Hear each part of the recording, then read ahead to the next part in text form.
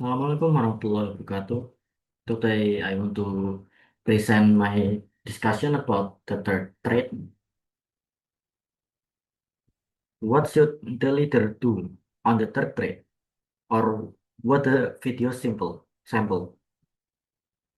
Untuk jawabannya adalah pemimpin yang efektif harus tahu bahwa mereka tidak bisa melakukan semuanya sendiri. Mereka harus fokus pada tugas tersulit dan mempercayai anggota tim untuk menangani sisanya. Atau kita bisa sebut dengan fully trust people.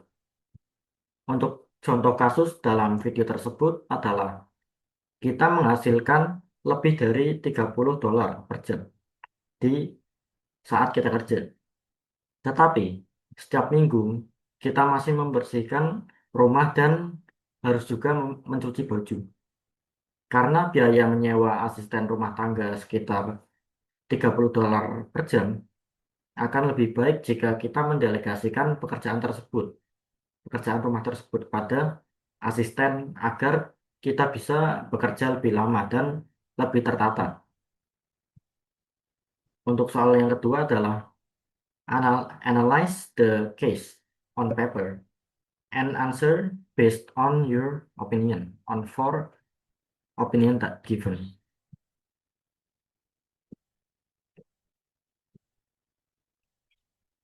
Situasinya adalah Anda adalah ketua tim yang bertugas menyelenggarakan festival budaya kampus.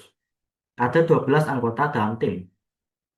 Karena ingin semuanya sempurna, Anda mengerjakan hampir seluruh pekerjaan sendiri, mulai dari membuat proposal, menghubungi narasumber, membuat desain poster, hingga mengatur konsumsi.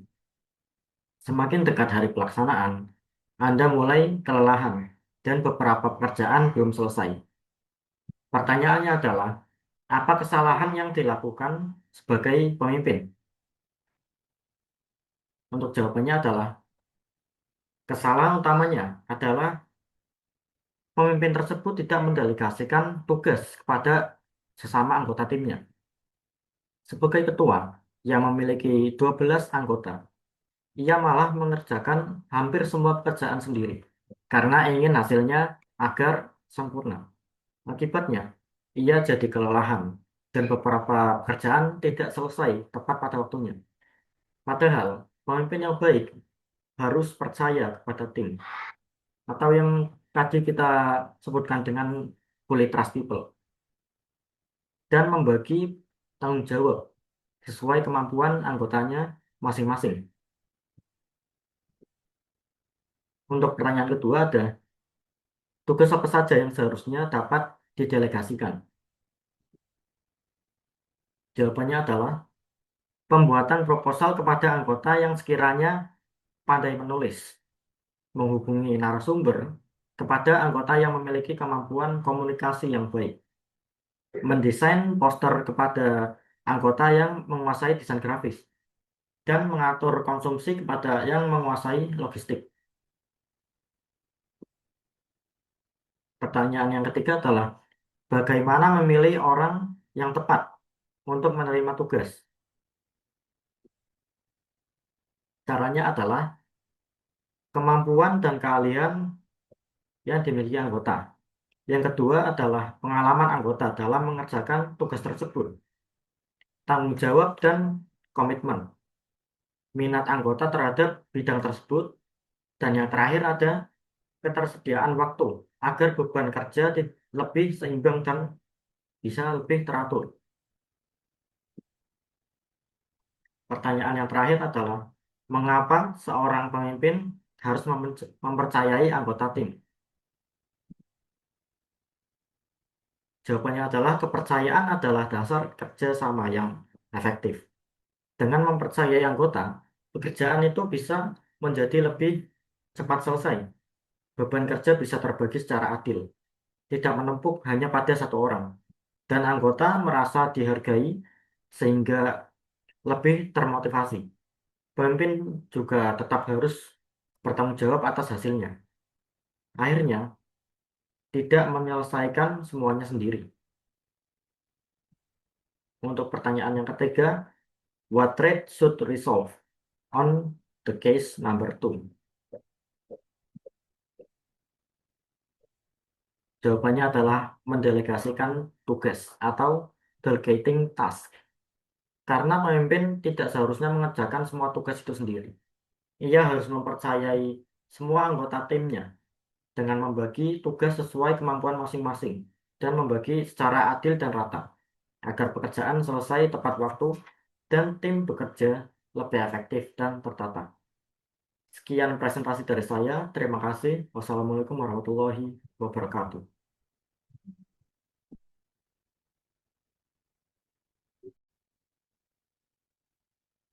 Good.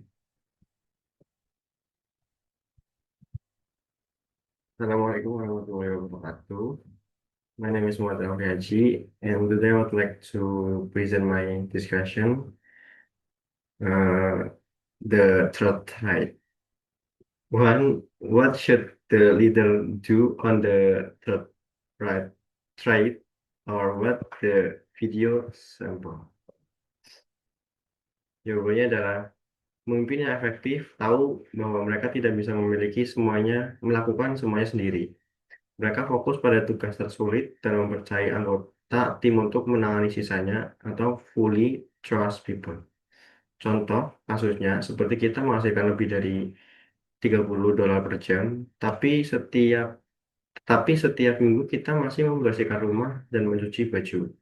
Karena biaya menyewa asisten rumah tangga sekitar $30 per jam, akan lebih baik jika kita mendelegasikan pekerjaan rumah tersebut kepada asisten agar kita bisa bekerja lebih lama dan tertata. Pertanyaan nomor dua, analyze the case on paper and answer based on your opinion on four opinion the given.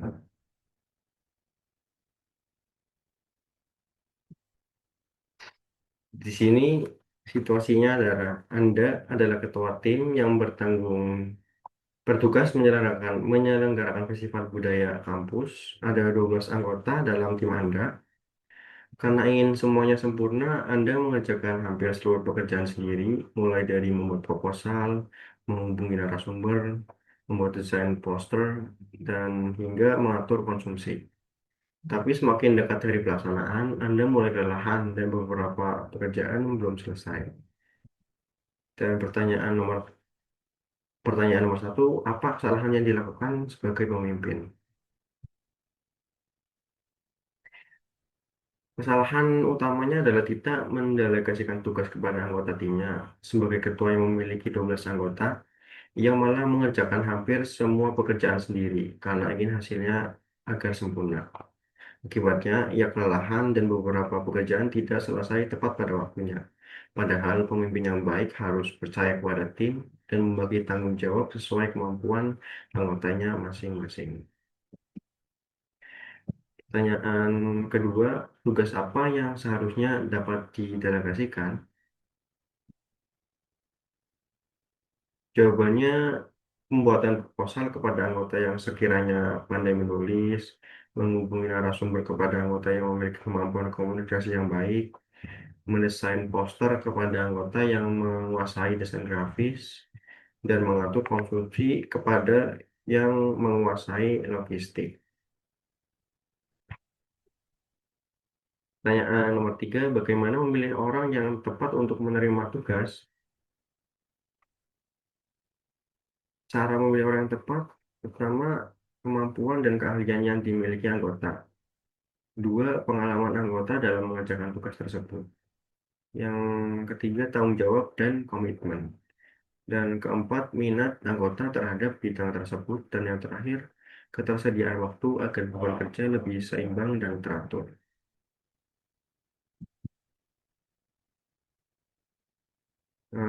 Pertanyaan nomor 4, mengapa seorang pemimpin harus mempercayai anggota tim? Karena kepercayaan adalah dasar kerjasama yang efektif. Dengan mempercayai anggota, pekerjaan bisa menjadi lebih cepat dan selesai. Beban kerja bisa terbagi secara adil, dan anggota merasa dihargai sehingga lebih termotivasi. Pemimpin tetap harus bertanggung jawab atas hasil akhirnya dan tidak menyelesaikan semuanya sendiri. Dan pertanyaan nomor tiga, what trait should resolve on the case number two? Eh, dengan dan jawabannya adalah dengan mendelegasikan tugas atau delegating task. Karena pemimpin tidak seharusnya mengerjakan semua pekerjaan itu sendiri. Ia harus mempercayai anggota tim dengan membagi tugas sesuai kemampuan masing-masing agar pekerjaan selesai tepat waktu dan tim kerja lebih efektif dan tertata. Sekian dari saya. Wassalamualaikum warahmatullahi wabarakatuh.